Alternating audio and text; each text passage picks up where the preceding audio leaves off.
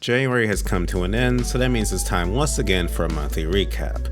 I was up to a lot of different things in January, so we have a diverse range of topics to talk about today. So sit back and relax, because it's time to recount what I've been up to in January 2022. This time we'll start off with the notable things I watched in January, which is a bit more than normal. The first of which is season 2 of Netflix's The Witcher series. I'm a huge fan of The Witcher in general. The universe is pretty fascinating for what may appear as a typical high fantasy setting at first glance, and I really like the main character Geralt. Season 1 of The Witcher show was good. It wasn't amazing, but as a fan of the source material in the games, it was nice seeing the world come alive in a new way. But Season 2, in my opinion, is leaps and bounds better than Season 1. Every episode just flew by because of how good the writing was and how captivating everything going on was. It was a pleasant surprise, and I'm super excited for Season 3. Next up, let's talk about Suicide Squad. To be more specific, James Gunn's 2021 movie iteration. I'm a big fan of the Suicide Squad faction in general. In fact, Suicide Squad was one of the first DC comics I read, so the various stories of the disposable ragtag misfits have a bit of a special place in my heart. And I actually didn't dislike the previous movie that everyone else hated. But I finally got to check out the new one, and I unsurprisingly really liked it. Some genuine laugh out loud funny moments, a likable cast, and some really fun and creative cinematography throughout the film that took me by surprise. Also, I never would have expected Starro of all things to make it into the big screen on a DC movie, since they usually try to focus more on realism. And a giant intergalactic starfish is anything but. Overall, really fun movie, and I wouldn't mind watching it again with a group of friends. The last thing I watched was something I tried on a whim, and that's Vox Machina, an animation adaptation of a Critical Role D&D campaign. To be honest, I never played or watched a D&D campaign. Always wanted to, and the trailer for Vox Machina interested me enough to give it a try.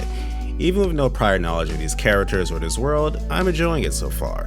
Vox Machina themselves as a group are a bunch of misfits with, for the most part, a lot of charm to them, and it's been fun seeing them interact in situations they got themselves into over the course of the 3 episodes I've seen so far.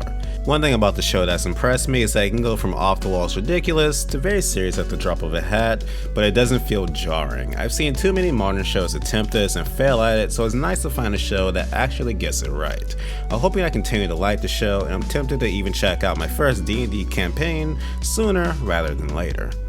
Now that's everything I watched, but I also read a couple things in January, starting with something I've always wanted to check out for many years, the Avatar: The Last Airbender comics. Avatar is the best cartoon I've ever seen, and I always wanted more of Aang and the gang, and these comics did not disappoint.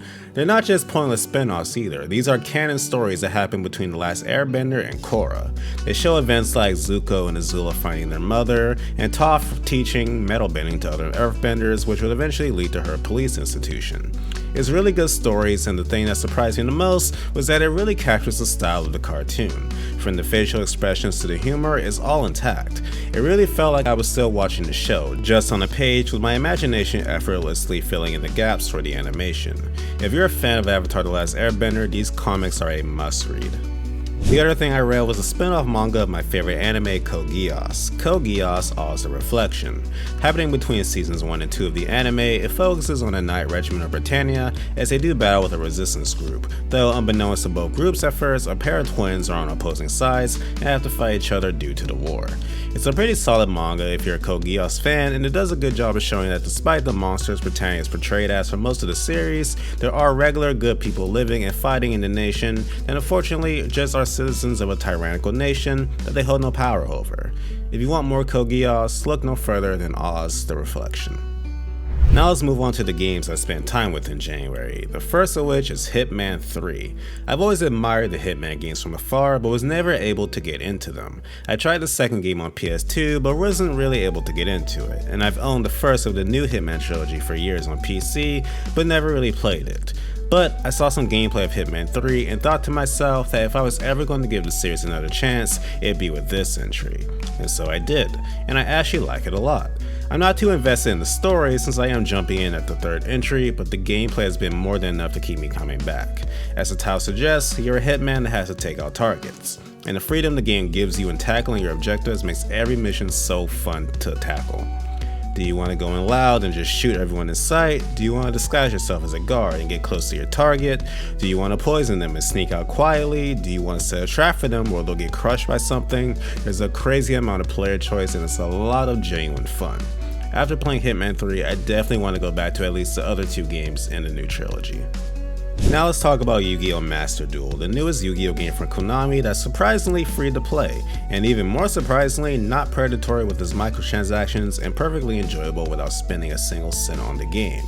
Yeah, you can still buy gems for cards with real money, but the game gives you more than enough to build various decks you want.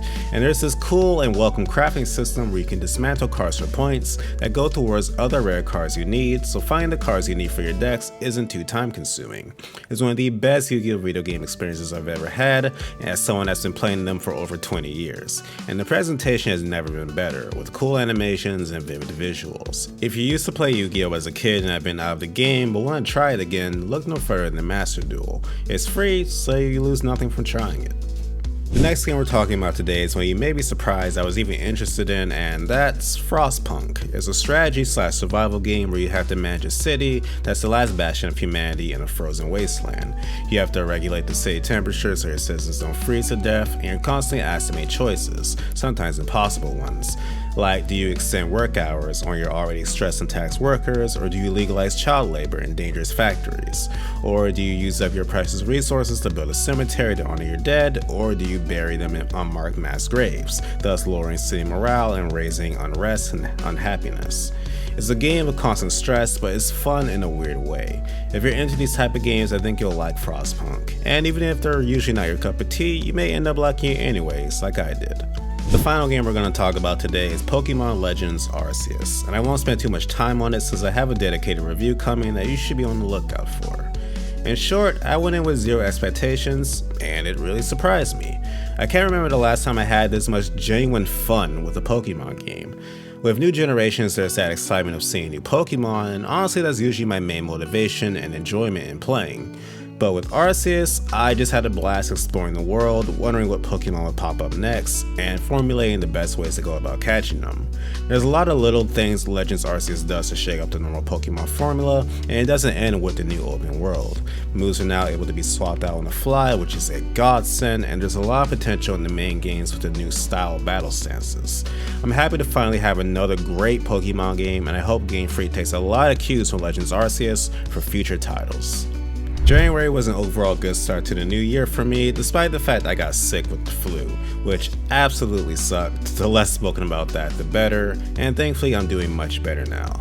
I bought a lot of new equipment for both the channel here on YouTube and Twitch, including key lights, a giant green screen, and a new webcam. Let's just say Elgato got a lot of money out of me last month, but it's all worth it. I want to improve the quality of the content I make, partly as a way to repay you guys back for all the continued support you show me.